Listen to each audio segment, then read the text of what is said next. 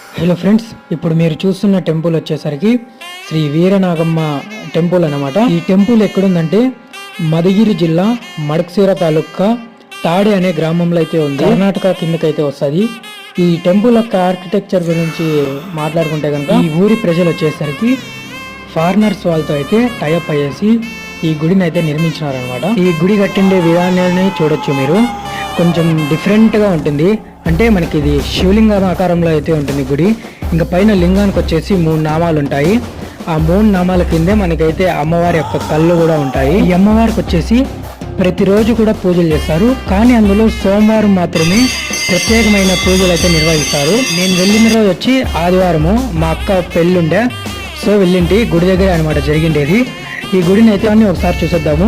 ఈ గుడి గురించి ఫుల్ డీటెయిల్తో వ్లాగ్ కావాలంటే కామెంట్ చేయండి. నేను మీకోసం అయితే మరలా వెళ్ళేసి ఫుల్ డీటెయిలింగ్ వ్లాగ్ అయితే తీసి అప్లోడ్ చేస్తాను.